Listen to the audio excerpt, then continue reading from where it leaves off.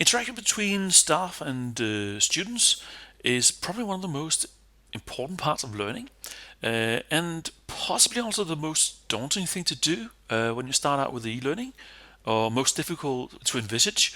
Um, so it's really important to think about how to do that.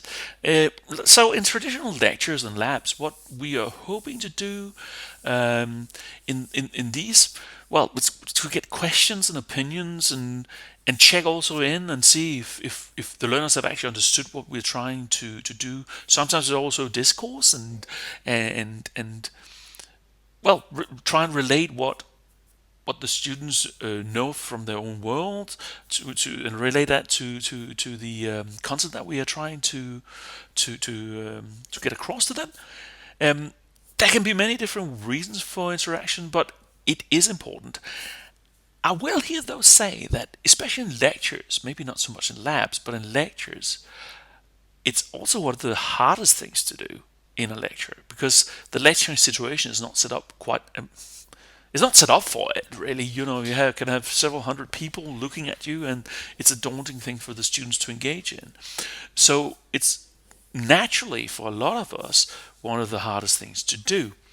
And it's actually my opinion that using online interaction can actually help this. There are quite a few different ways to do it online.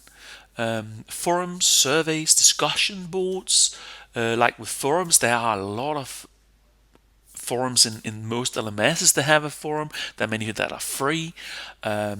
What you just need to do is set it up so it's structured and it's easy for the students to figure out where are the different discussions happening or interactions are happening.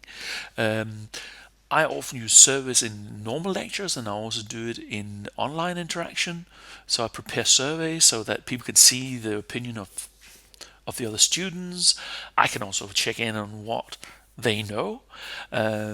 Discussion boards are another way of interaction that can be useful. Many places have Discord discussion forums. You can use Facebook for that sort of thing as well. Mattermost. There are quite a lot of different ways of doing discussion. I won't focus on these in this video because there's just way too many ways of doing it. I just want to make you aware of them.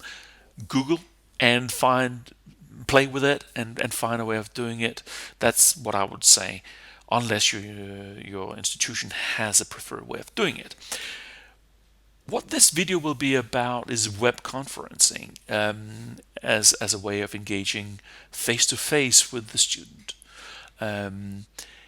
It's especially useful to do this after you've given them some content videos that they've, should I say, consumed and viewed themselves. And yeah, so that's what I'm using Zoom for. Get a place where we can discuss things and we can talk about things.